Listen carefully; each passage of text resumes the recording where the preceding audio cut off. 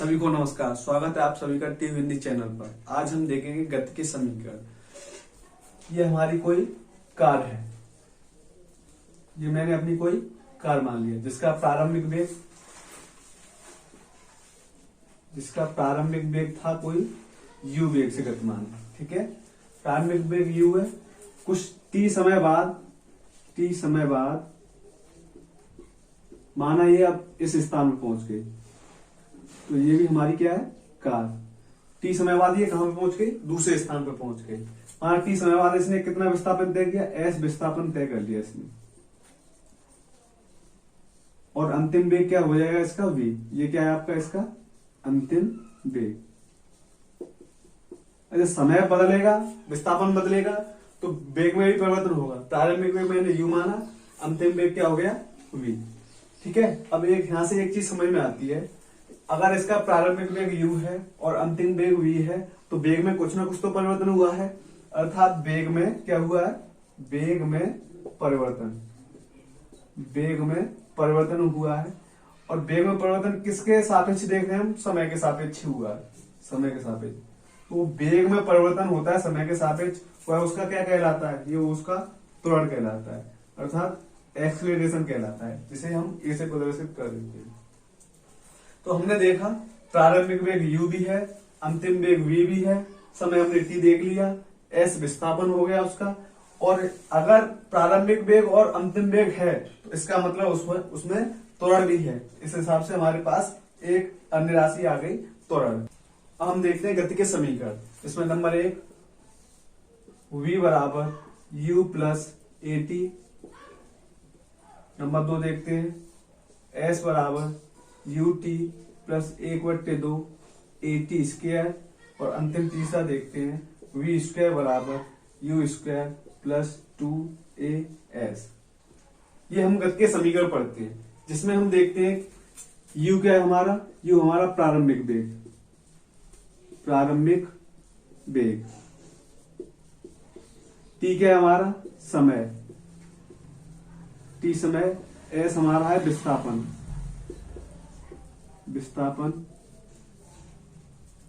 Displacement बोल सकते हो।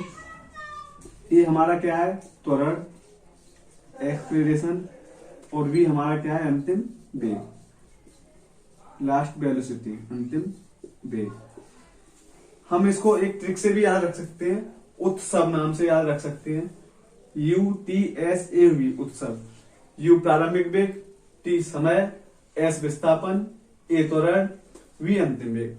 अब हम किसी भी समीकरण को देखते हैं तो एक राशि इसमें से गायब होती है और 4 राशि हमको किसी भी समीकरण में देखते हैं तो मिल जाती है। जैसे इसमें हम देखते हैं पहले समीकरण में अंतिम वेग है, प्रारंभिक वेग है, त्वरण है, समय भी है। इसमें देखो s विस्थापन है, प्रारंभिक वेग, समय, त्वरण और समय। किसी भी हम सूत्र को देखते हैं, किसी भी समीकरण को देखते हैं तो उसमें 4 राशियां होंगी, एक उसमें से अदृश्य होती है। अब हम गति के समीकरणों को समझने के लिए कुछ उदाहरणों के जरिए से समझते हैं। तो पहला उदाहरण है,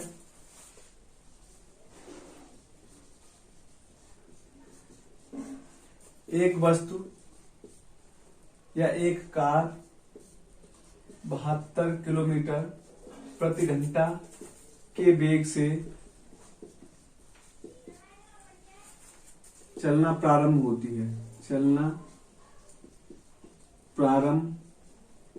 है। यदि ब्रेक लगाने पर यह 20 मीटर विस्थापन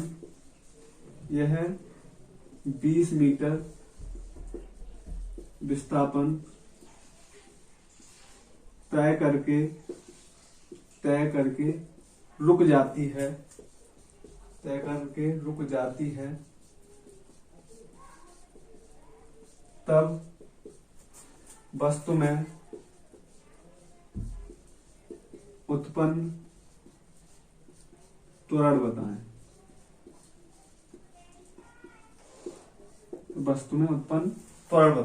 प्रश्न में हमको क्या दिया है, कोई कार 72 किलोमीटर प्रति घंटे के वेग से चलना प्रारंभ करती है।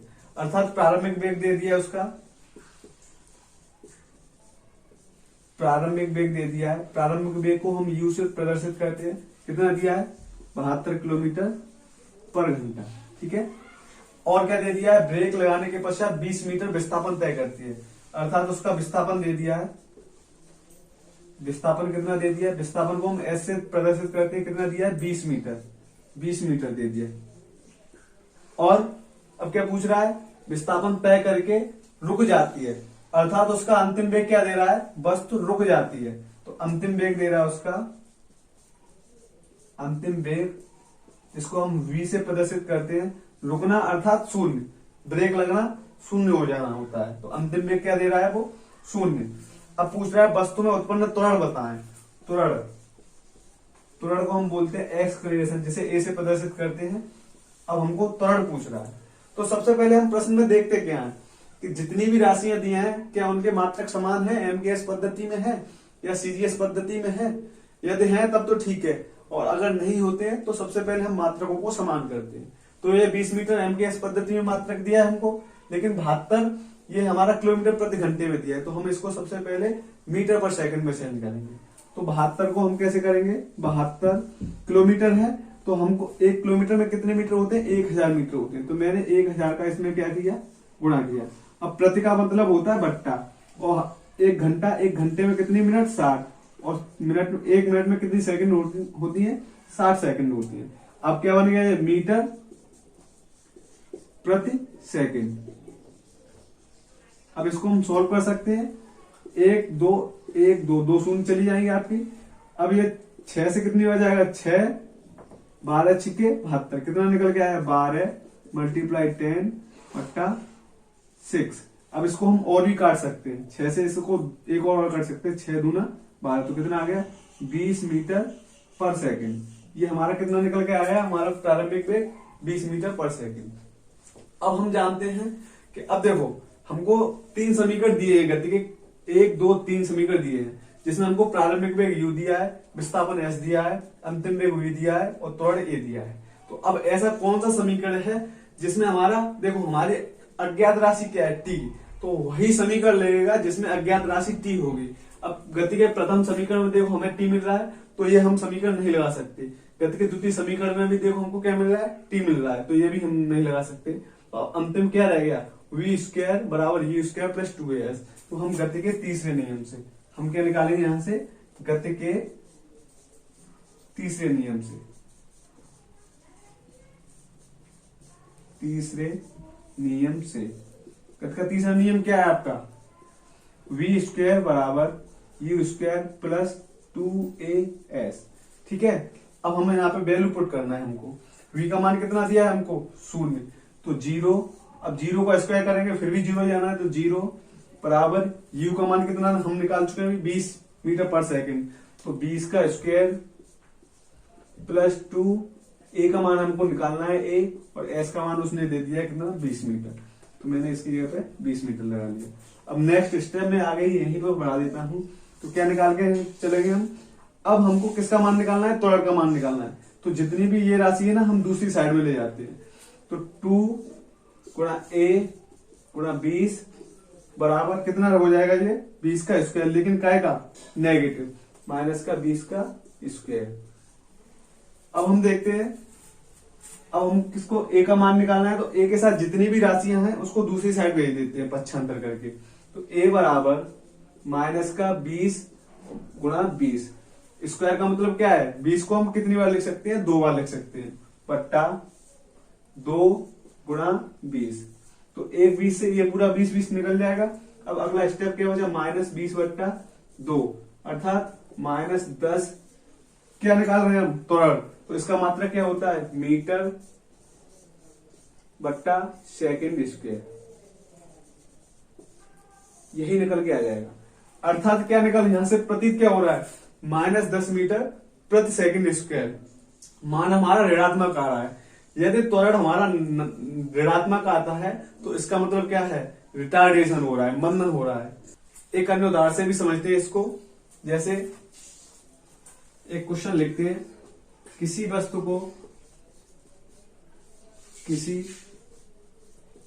को ऊर्ध्वाधर ऊर्ध्वाधर 10 मीटर प्रति सेकंड के वेग से फेंका जाता है, फेंका जाता है, तब यह कितने समय बाद अधिकतम ऊंचाई पर पहुंचेगी,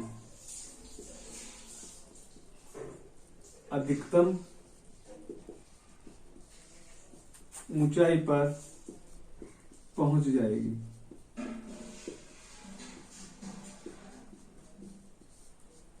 जाएगी। यदि गुरुत्वीय त्वरण, जिसे हम स्मॉल जी बोल सकते हैं, का मान 10 मीटर पर सेकंड स्क्वायर हो। अब हम प्रश्न में देखते हैं हमको क्या क्या दिया है। किसी वस्तु को ऊर्ध्वाधर 10 मीटर पर सेकंड के वेग से फेंका जा रहा है, तो अर्थात इसका क्या दे दिया, प्रारंभिक वेग दे दिया। तो प्रारंभिक वेग दे दिया इसको हमको, प्रारंभिक वेग को हम किससे प्रदर्शित करते हैं, यू से। कितना दिया हमको, 10 मीटर प्रति सेकंड। और क्या दिया जा रहा है, फेंका जाता है। यदि है कितने समय बाद, तब यह कितने समय बाद अधिकतम ऊंचाई पर पहुंच जाएगी। कितने समय बाद पूछ रहा है ना, तो समय का मान हमको पूछा जा रहा है, समय टी का मान हमको पूछा जा रहा है, अधिकतम ऊंचाई पर पहुंच जाएगी। एक बात हमेशा हमें याद रखना होता है, जब वस्तु को ऊर्ध्वाधर फेंका जाता है, नीचे से हमेशा ऊपर की ओर फेंका जाता है, तो वस्तु तब तक ऊपर जाती है जब तक उसका अंतिम वेग शून्य नहीं हो जाता।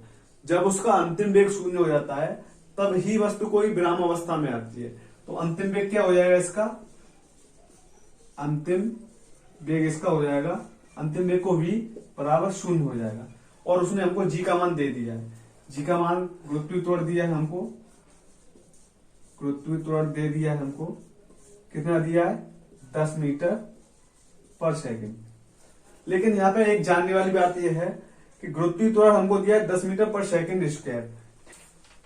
लेकिन यहाँ से एक बात हमको जानने की जरूरत है कि हम वस्तु को कैसे फेंक रहे हैं, ऊर्ध्वाधर।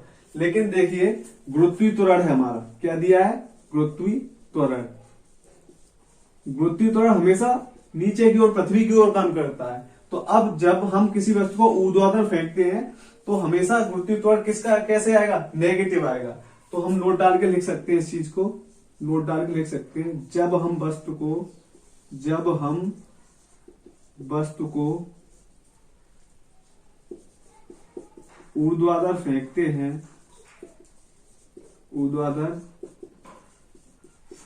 हैं, तब g का मान नेगेटिव रखते हैं,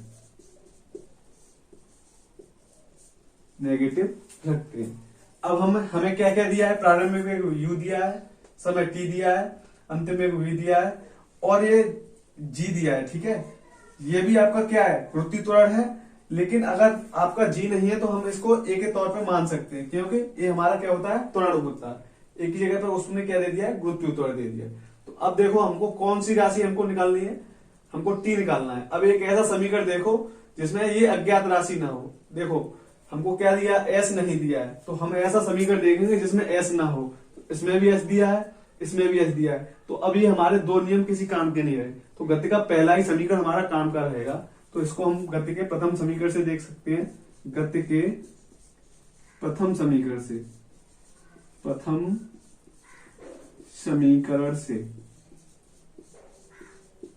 गति का प्रथम समीकरण क्या है हमारा, v बराबर u प्लस at। लेकिन हम यूज क्या करेंगे, v बराबर u प्लस a की जगह पे हम क्या लगाएंगे, gt। अब देखते हैं हम v का हमको मान दे दिया 0, तो 0 बराबर u का मान कितना दे दिया हमको, 10 मीटर पर सेकंड। तो 10 मीटर पर सेकंड के वेग से लगा दिया हमने। अब प्लस अब g का मान उसने हमको कितना दिया है, 10 मीटर पर सेकंड स्क्वायर। तो 10 मीटर पर सेकंड स्क्वायर, लेकिन कैसा रखना है हमको, नेगेटिव। तो हमने माइनस का 10 मीटर पर सेकंड स्क्वायर रख लिया। और गुणा में क्या निकालना है हमको, t निकालना है हमको। तो अब हम देखते हैं कितना निकल के आया, 0 बराबर 10। अब ये चिन्ह का आएगा ऋण का और ये धन का, तो ये किसका हो जाएगा, ऋण का, 10t। अब इधर ये 10t किसका है, नेगेटिव। अब हम 0 की ओर लाएंगे, पक्षांतर करेंगे तो पॉजिटिव हो जाएगा, तो 10t बराबर 10। अब जो t का मान निकालना है, तो इधर ये 10 गुणा में है, दूसरी ओर साइड में जाएंगे तो ये भाग में जाएंगे, तो 10/10 बराबर 1 सेकंड। अर्थात क्या निकल गया है, t का मान 1 निकला है। 1 सेकंड के बाद वस्तु अधिकतम ऊंचाई पर जाकर रुक जाएगी। एक अन्य उदाहरण से भी समझ सकते हैं इसको, जैसे एक क्वेश्चन और लेते हैं हम। किसी वस्तु को 45 मीटर ऊंचाई से स्वतंत्रता पूर्वक गिराया जाता है। स्वतंत्रता पूर्वक गिराया जाता है तब वस्तु जमीन पर टकराते समय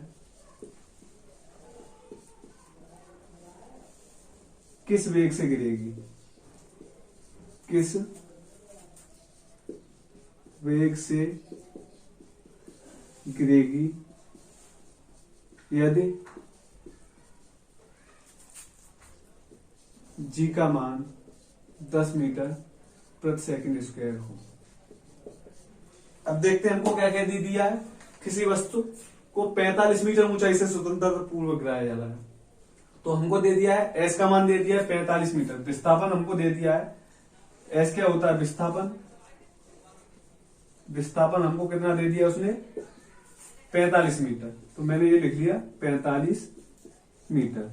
और स्वतंत्रता पूर्वक गिराया जा रहा है, अर्थात हम जब वस्तु को ऊपर से नीचे की ओर गिरा रहे हैं तो कोई वेग प्रदान नहीं कर रहे हैं, अर्थात प्रारंभिक वेग क्या हुआ, 0 हुआ। स्वतंत्रता पूर्वक जहां भी कहीं शब्द मिल जाए तो मान के चले प्रारंभिक वेग क्या हो जाएगा, 0 हो जाएगा। तो प्रारंभिक वेग को हम किससे प्रदर्शित करते हैं, u से। ये क्या है आपका प्रारंभिक वेग। प्रारंभिक वेग ये हमारा कितना हो जाएगा, 0। ठीक है। अब अगला स्टेप क्या है, तब वस्तु जमीन पर टकराते समय किस वेग से गिरेगी, अर्थात अंतिम वेग पूछ रहा है इसमें। तो अंतिम वेग होता है v, इसको हम बोलते हैं अंतिम वेग। अंतिम वेग ये हमको पूछा जा रहा है। और क्या दे दिया हमको, g का मान दे दिया उसने। g का मान दे दिया है, एक तरीके से गुरुत्वीय त्वरण दे दिया है। गुरुत्वीय त्वरण उसका मान दे दिया है 10 मीटर पर सेकंड स्क्वायर। अगर प्रश्न में 10 मीटर पर सेकंड स्क्वायर दे रहा है तब तो ठीक है। अगर यदि नहीं दे 10 मीटर पर सेकंड स्क्वायर तो इसका एक फिक्स वैल्यू होता है 9.8 मीटर पर सेकंड स्क्वायर। अब चूंकि बस ऊपर से नीचे गिराई जा रही है और गुरुत्वीय त्वरण भी हमारा ऊपर से नीचे की ओर काम करता है, पृथ्वी की सतह की ओर काम करता है, तो अब गुरुत्वीय त्वरण देखो हमारा धनात्मक ही आएगा, नेगेटिव नहीं आएगा। अब एक हम ऐसी राशि देखेंगे जो इसमें से अज्ञात है। अब अज्ञात क्या है, इसमें देखो s भी दिया है, u भी दिया है, v भी दिया है, g भी दिया है, अर्थात समय नहीं दिया है। अब समय नहीं दिया होता है तो अब हम देखते हैं समीकरण, गति के समीकरण। अब गति के 3 समीकरण दिए हैं हमको। अब एक ऐसा समीकरण देखते हैं जिसमें t नहीं दिया हो, क्योंकि हमको यहाँ पे भी t नहीं दिया है। तो पहले समीकरण में भी देखो t हमको मिल रहा है, दूसरे में भी मिल रहा है। देखो अज्ञात समीकरण ये है जिसमें t नहीं मिल रहा है, तो अब हमको किस समीकरण की आवश्यकता होगी, हमको तीसरे ही समीकरण की आवश्यकता होगी। तो हम देख सकते हैं गति के तृतीय समीकरण से, गति के तृतीय समीकरण से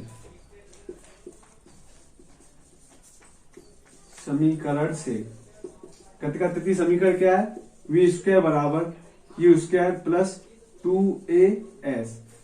अब हमको v क्या दिया है, अंतिम वेग वो पूछ रहा है, तो v स्क्वायर बराबर u का मान कितना दिया है उसने, 0, तो 0 का स्क्वायर 0 ही आना है, 0 प्लस 2, a का मान उसने दे दिया है।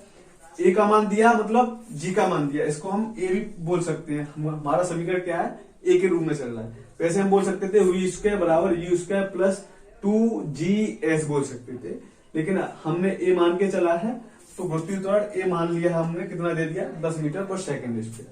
तो वी स्क्वायर बराबर 0 प्लस 2, ए का मान उसने दे दिया 10 और एस का मान उसने दे दिया पहले से कितना दिया विस्थापन 45 मीटर, तो मैंने इसको 45 रख लिया। तो वी स्क्वायर बराबर, अब ये तो शून्य, इसको इससे कोई मतलब नहीं है, तो 45 में 2 का गुणा कर देंगे कितना आ जाएगा 90, लेकिन एक शून्य और आएगी क्योंकि इसमें 10 का गुणा और करना है, तो ये हमारा शून्य और आ गया। तो जब हम इसका वर्गमूल निकालेंगे तो रूट में कितना चला जाएगा, ये 9 से चला जाएगा। अब रूट 900 निकालेंगे तो वी कितना निकल के आ जाएगा 30, लेकिन वेग है तो वेग का मात्रक यूनिट क्या होता है, मीटर पर सेकंड। तो हमारा अंतिम वेग किस वेग से गिरेगी, बस तुम्हारी कोई, जब उसको 45 मीटर ऊंचाई से छोड़ा जाएगा, स्वतंत्रता पूर्वक छोड़ा जाएगा, तो वो 30 मीटर पर सेकंड के वेग से पृथ्वी से टकराएगी। यही प्रश्न में पूछा होता है। बेसिकली कोई ज्यादा रॉकेट साइंस नहीं है, 5 राशियां होती हैं जिसमें से विस्थापन, प्रारंभिक वेग, अंतिम वेग या त्वरण और समय। 5 में से वो क्या करेगा, 4 राशियां देगा। 4 राशियां देगा तो हमको वहीं से पता कर लेना होता है कि जो राशि अज्ञात होती है उसको हमको लेना ही नहीं होता।